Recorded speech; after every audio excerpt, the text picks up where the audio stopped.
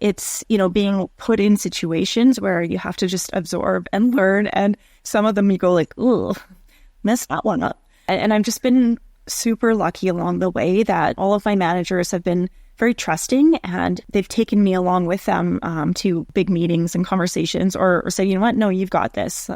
Best of luck, and I've got your back no matter how it turns out, kind of thing. And so you learn, and you have to be in it. And I think that's been one of the most crucial things is like, no matter what I do day to day, it comes down to your human interactions with everybody and along all the steps of the line. Welcome to the Mastering Property Management Podcast. I'm your host, Jared Sarbit. Join me as we delve into candid conversations with industry experts to uncover their strategies and insights for achieving success in property management. Whether you're a seasoned pro or just starting out, let's elevate your property management skills together. Hi, everybody. This is Jared Sarbit with Mastering Property Management. Today, I have the honor and privilege of having Tanya Befus on. Tanya Befus is the general manager of QuadReal here in Calgary. QuadReal is a very large organization, global organization, which Tanya will get into further. But Tanya, tell us a little bit about yourself. Go through kind of some of the milestones along the way. How did you get into property management? And go as far back as you can, as you're willing to, and then tell us a little bit about where you're at today. Well, thanks for having me on. Going way back to how I got into this industry, I started at Oxford 22-ish years ago now, and just as a receptionist, just fell into the industry. And I was trying to think of the other day of how I actually fell into it, and it was just really interesting because I thought I just fell into it, but my family had real estate. And, growing up, my dad would be at some of the buildings and releasing them, or, collecting rent or clearing snow. And it didn't even compute that that's what that was. And then, now as an adult, and I'm like, oh, I kind of followed in the same footsteps, and I didn't even realize that I did, which is kind of neat. Yeah. And then so I was at Oxford for 7.5 years. I worked my way up through the company during that time and just took courses and absorbed all I could. And then I popped over to Strategic Group for a quick stint and kind of learned a lot in the short time that I was there. And then I had the privilege of working at Hopewell, which was just a really super part of my career. I got to have my fingers in all the different buckets. And I learned so much in the 4 years that I was there, and just a super cool group of people. That one was definitely one that I'm very happy that I got the privilege to work there. And then I got scooped up at Cadillac Fairview when they were building Calgary City Centre, which was their new office tower downtown Calgary. And it's not very often that you get to be part of a brand new build nowadays, of that kind of level. And I've been part of kind of strip retail development and industrial in the past being developed, but not an office tower. It was just so neat to be a part of and get to see, and then get to onboard all the tenants and build the team around that. Yeah, that was also definitely one of the highlights of my career, I think, so far. And then flash forward 9 years, and I'm at QuadReal and managing their industrial portfolio for Calgary. And it's a whirlwind, and it's pretty amazing. No kidding. Wow, what a great story. And I hear a theme of good experiences and learning so much along the way. That's so when you came on, at the beginning with Oxford as a receptionist, what was it like? Did you feel like, hey, I want to, this is the culture I want to be a part of, or the industry I want to be in, or was it just that they invested in you, or what kind of got you going at the beginning? I think it was, it was my first real big girl job. I got to work downtown, and I got to wear fancy clothes and just be part of that whole energy and buzz, which I loved. And then it was, the team that I had at the time, and a few of them I'm still really close friends with. It was such a great environment, and I was surrounded by a bunch of people who they saw kind of what value I had that maybe I didn't see it in myself because I was so young. And and they just invested in me and supported me and taught me everything that I was willing to learn. And then there was just no looking back after that. I found my jam. Yeah. That's amazing. Talking about, seeing the values that you have that you may have not recognized in yourself, What are some of those? What are some of those key characteristics that Tanya Befus brings to the team that in the property management world that really have allowed you to shine and grow and develop into the place you are today? I think it's just being yourself, and I show up. I'm honest. I'm human. I think is kind of my main characteristic, is like whatever situation I'm put in, I'm just me. Like I'm my brand, and yes. I'm empathetic, and I want to hear people's stories, and I want to find the best outcome for everybody, and just making sure that everything kind of works out. With my corporate hat on, or my personal hat on, it's wanting to make sure that we can find a solution that everybody walks away at least okay with, kind of thing. Amazing. And and just I think always showing up, being a little bit more curious than judgy, so that you can really dig in and figure out what's actually behind someone's a little upset at us for something. What are they actually upset about? I know they're not yelling at me because there's a paperclip on the floor. There's usually something more behind it. And so I think just always being open to ask more questions and listen. I love that. More curious and judgy. That's gold right there. Thanks for sharing. That's really good. And so when you were learning, you mentioned a lot of time learning along the way. Can you think of some things that really stood out as far as what did you learn? Obviously it's multitude, like there's the actual day-to-day, kind of operations side, but is there more that you really took away from all these different experiences that you have right now that you bring to QuadReal? The common theme you'll probably see is I bring everything back to people. You can learn spreadsheets, you can learn, how to calculate rent or those kind of things. But it's learning people, I think, is the most important part. How do you manage a team and help them grow? And how do you have difficult conversations and still be professional about it, or not take things personally? And, and that's not something that you can just sit down and have somebody go, oh, well, textbook, chapter 1, this is how you deal with people. It's, being put in situations where you have to just absorb and learn. And some of them you go like, ooh, messed that one up. And and I've just been super lucky along the way that all of my managers have been very trusting, and they've taken me along with them to big meetings and conversations, or say, you know what, no, you've got this. Best of luck, and I've got your back no matter how it turns out, kind of thing. And so you learn, and you have to be in it. Yeah. And I think that's been one of the most crucial things, is like, no matter what I do day to day, it comes down to your human interactions with everybody and in along all the steps of the line. I love that. Yeah, that's really good. I had a similar experience, when I started managing restaurants. That's where I really learned how to manage, work with people. And boy, like the first year of management, I struggled so much. I made so many mistakes, and I was a jerk because I took it way too serious.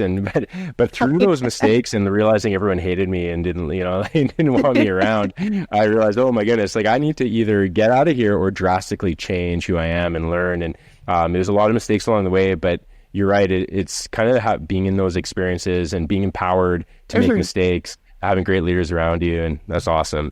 Yeah. Can you tell me a little bit about, so you said you oversee the QuadReal Industrial. Can you tell me a little bit about QuadReal in general, and then also just kind of, your portfolio a little bit? Yeah, so QuadReal, as you mentioned, is a big company. We're one of the big handful of players in the real estate industry. Super lucky that I was chosen for this position, because it's just an absolutely amazing team. We've got residential, commercial, industrial, and our industrial portfolio, we've got just approximately 5.5 million square feet right now, just in the Calgary area alone. And more development on the way. There's just so much, and so much to look forward to. I'm pretty excited. Awesome. Very, very cool. You're also involved in BOMA, I believe, and I believe you're on the board there. What motivated you to join BOMA Calgary, and what do you find most rewarding within the role working with BOMA? I've been a part of BOMA my entire career. Wow. Yeah, I've been very lucky again that every company I've been at has been a big supporter, and so they've encouraged me to network and be involved. Years and years of being involved on various levels. I joined the Environmental Health and Safety Committee. I was going to say, it was like X amount of years ago, but it was like 2 decades ago. And it was on that committee that I met two of my best friends that are still right now. And after that, then I joined a next gen committee and, made even more friends and just some really amazing people and got to just be involved in so much. And just the networking and those opportunities that BOMA has provided me, that when I was offered the chance to be on the board, I was just so passionate about what I could then give back to everyone else in their careers that I've received through BOMA. There's just been so many interactions that I'm so grateful for, and so many people that I never would have met had it not been for a BOMA event, getting to be on the board as a director. And then I've been treasurer for the last 2 years, and then I'm chair-elect next. And I feel so honored that they would view me to be in that position, and it's just wonderful. Amazing. So it sounds like it's really the relationships that the value there is just some incredible relationships with likely like-minded, people that are going through similar, successes and challenges and experiences that you are. And good for you for dedicating for such a long time. It sounds like multiple decades to an organization, and obviously seeing the payoff for now where you're at, and almost going to be chair-elect soon, and that's amazing. Very, very good. It's been really great, and and I want to be able to encourage everyone else to be part of BOMA or be part of whatever kind of association, and just get that networking in and the exposure, and and whether it is people that are like-minded or sometimes even better if they're not, because then they challenge all your views. There's just so much you get from it. Amazing. Awesome. Again, the theme of learning, always learning. And I can hear it right from the beginning to now. So that's awesome. Can you tell me, I know that BOMA has various events throughout the year. Could you highlight some of the signature events and initiatives that members can look forward to over the next coming time? Yeah. And so BOMA just hosted BOMA Ski Day, which was March 15th. Always an amazing day. This past year, it was bluebird for most of the day. It was so hot and sunny, and it was an incredible day. Great turnout. We've got AGM coming up in April. Lots of luncheons. And then the BOMA Buckaroo, which is put on by the Next Gen Committee. That one's always a must. You have to go. The Christmas luncheon is always fantastic.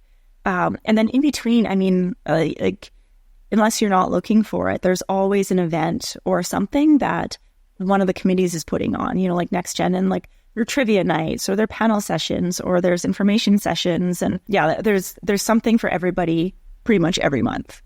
It's awesome. Very, very good. Yeah, we actually happen to be the platinum sponsors of the Buckaroo Bash. We did it for our first time this past summer. We're doing it again this summer because it was so much fun and such a success. So awesome. Thank you. And so you're also completing your Bachelor of Commerce right now, is that correct, at Athabasca University? That is, yeah. Yeah, that's amazing. So you're doing that. You're on BOMA Calgary board. General manager of QuadReal. How do you balance the demands of your academic pursuits with your other responsibilities? I think that's always something that is never a good balance, and you had to figure out. And I know that my opinion on this differs from other people's, but I think, me slowly getting my commerce degree, that's benefiting me, if it takes X amount of years or, 20, whatever it is, and takes every individual. But you have to kind of, I think, balance work and life first, and then I supplement with that. It's a lot. Well, it's a huge priority. When I was first starting, you're super dedicated and you're motivated and you're like, whoa, I'm going to take all the courses and I'm going to crush this. And then my mom passed away, and, so that crippled my entire soul. And so school it just wasn't a priority, right? So that slows things down. And then you get yourself back up and you're like, well, I'm going to crush this again. Watch out for me. And then, I went through a divorce. So it's like, okay, maybe I'll just slow down for a minute again. And, and so it's always it's finding the time to really push, and when you can, and then recognizing when, okay, this year I'm going to slow down, and maybe I won't, hit my personal goal of finishing so much, but I'm still going to get there.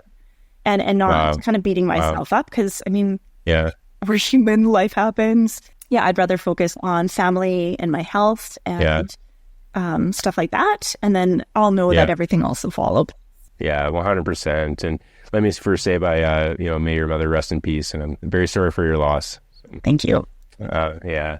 Well, that's a very, very introspective perspective and very, very wise, I think. And you're right that the family needs to come first before anything, and that balance. So I think it sounds like you've taken a really smart approach to it. That's for sure.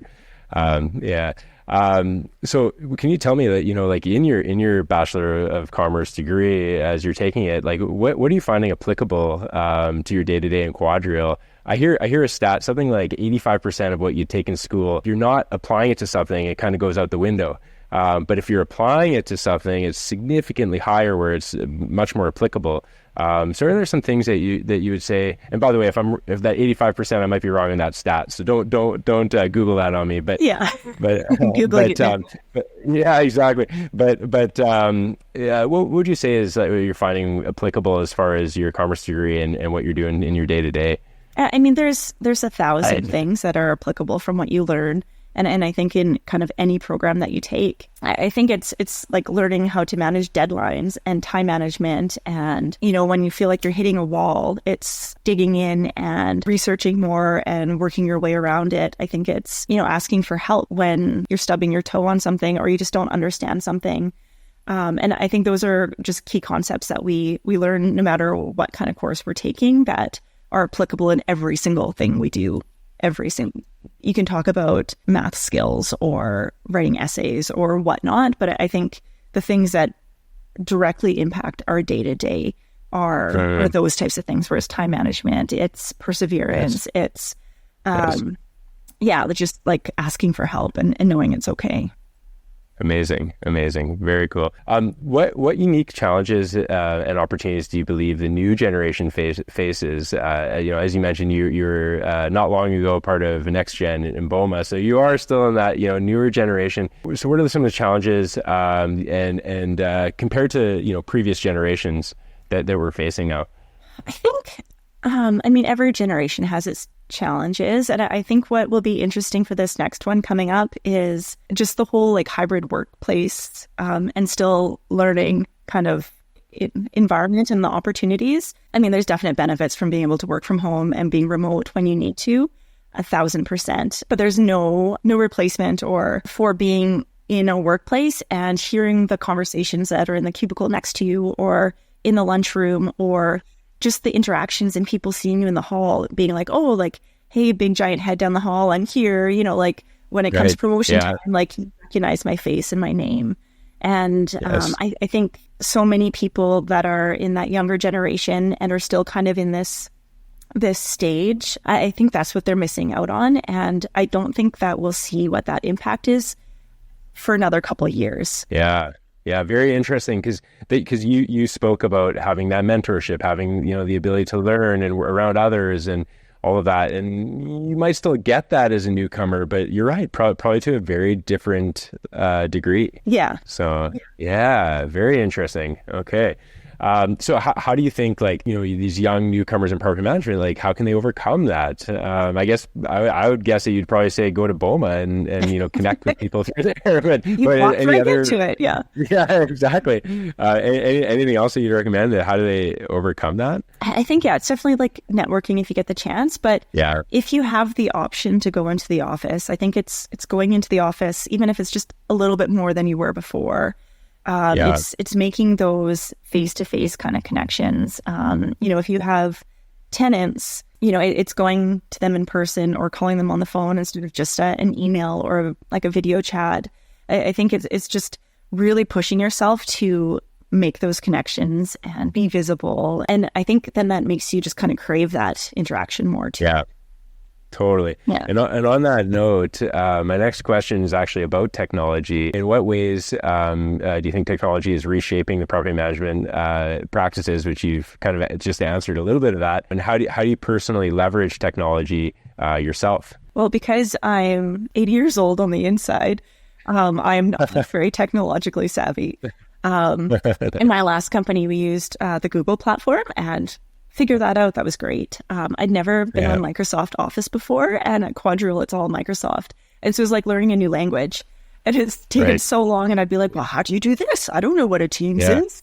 I can't say I'm leveraging that as much as I could be yet. I'm still figuring that out. But I think technology-wise, like, it is fantastic now that everyone can be a little bit more remote, because I think we're set up on our laptops or whatnot more cohesively. And so, you know, I can go to a tenant meeting or a construction meeting or something, and I can pull everything up and be like, oh, this is what you're looking at. Or this is what the information you're looking for. And, you know, I can answer you quicker and more fulsome. And I think those types of interactions will only improve with the technology that we have now. Yeah, amazing. Very cool. Community engagement is a crucial aspect of both community design and property management. How do you foster strong relationships with the communities that you serve? So, you know, beyond the, you know, the BOMA that you're connecting with, but how about like specifically to your portfolio that you're working with? Yeah, and that's a little bit of a goal of mine, I guess, is how do I elevate and kind of reshape the industrial tenant engagement and community place building? Because in an office building, I'm not saying it's easier, but it's just different because everyone's in one kind of tower. And it was just kind of, you could pass by people every single day through the lobby.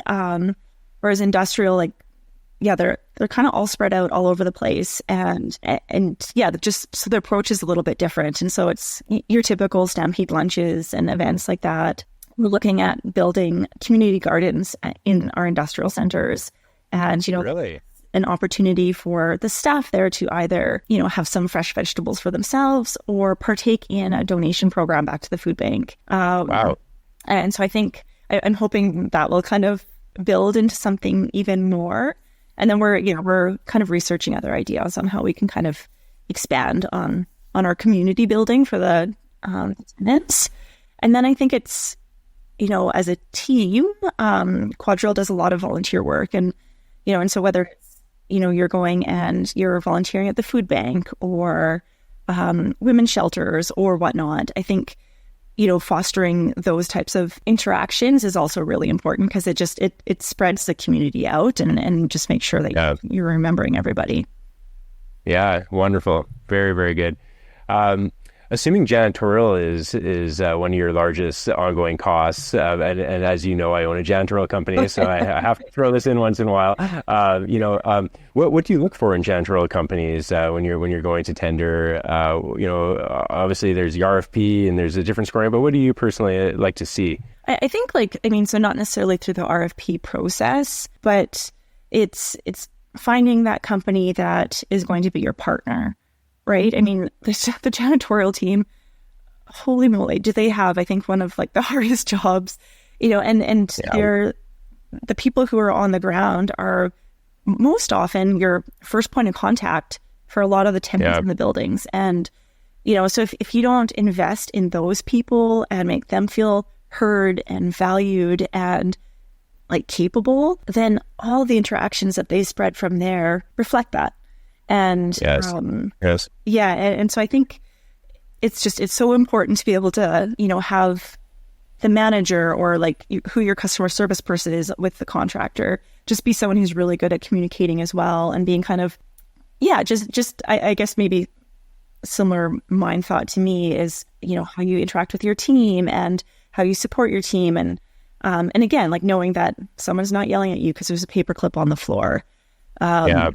You know, like if the janitorial teams didn't do the work that they do as well as they do, could you imagine? It would just be chaos. It'd be mayhem. Yeah. And tears all you said no one would be mopping up. It'd be awful. Yeah. Well, that's wonderful to hear. I love hearing that. That's for sure. And, you know, we've always said that, you know, like treating your people with the utmost respect, it's not just a good thing to do, which it absolutely is critical, but it's also a good business thing to do because you just get better results. You have less turnover. You know, like at the end of the day, the results to the client show through by happier people. So That is, and it is. You're right. It's sometimes hard to tangibilize that through an RFP. It really is. Good that you're. Yes. Yeah. Yes. Awesome. All right. Now for some more fun questions. So if you can manage any property in the world, what property would that be and why? This one, I would have to say, I love the heat. My spirit animal is a lizard, and I just want to be on a beach somewhere. So if I had to manage like a hotel chain and my worry was too many geckos and sand in the lobby, sign me up. I Awesome. could happily do that one. Amazing. Do you have any specific region like that you'd want to be in, or that you really have your heart set on, or? No, I don't think I'm stuck on any. Okay, as long as it's got the weather. Yeah. I went to Cali years ago and had the most incredible experience. And I mean, if I could go back and do all that there, I also wouldn't. Yeah. Amazing. Do you sometimes question that we're kind of crazy living in Canada with this weather? It's funny. There's times where I'm like, what are we thinking? Like, I'm done with this weather. And then, but I also love all outdoor sports all year round. Yeah. And so right. You're a skier. Really bored if I winter. Right. Okay. So a place to go for both. Yeah. So you'll never leave Canada for good. So that's good. That's good. Awesome. And then my last question, if you could recommend any book to aspiring property managers, and it doesn't have to be a property management book per se, what book would that be and why? So Daring to Lead by Brene Brown. I think that one's really good. There's just lots of really good nuggets about being human, being vulnerable, just being you, and having that as part of your leadership structure. Very different from like way back in the day where leadership was a very different thing. It was a little bit quieter and a little bit more removed. And so that book, I think, is just a really great one to it's stuff everybody already knows, but it just reminds you and brings it up and makes it a little bit more relatable. Yes. And then I just started reading, it was given to me, it's Atomic Habits. I can't remember the author. Me either, actually, but I've read it as well. I've done the audiobook of it. Yeah. And that one, so I'm just starting on it, but I think that one's going to be fantastic. And just, what can I do to tweak my day to be that much more efficient and procrastinate less? Yes, exactly. Yeah, we could all do that with all the distractions out there. So yeah, that's awesome. Yeah, that book was really useful for me. That's for sure. So what would be your favorite book? Oh my goodness. I wasn't ready for that one. No, honestly, usually when someone asks me that, it's usually one of the more recent books that I've read that comes to my mind. I just finished Shoe Dog. That's the memoir of Phil Knight, Nike.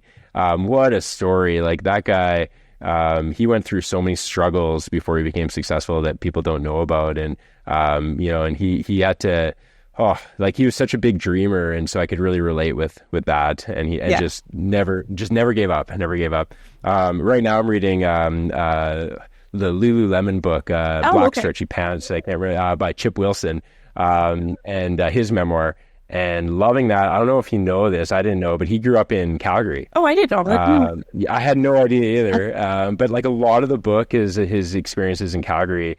He founded West Beach, which is like a surf, snowboard and skate company. So I bought shorts from there. I remember years ago when I was a kid buying board shorts because I was on my way to Australia.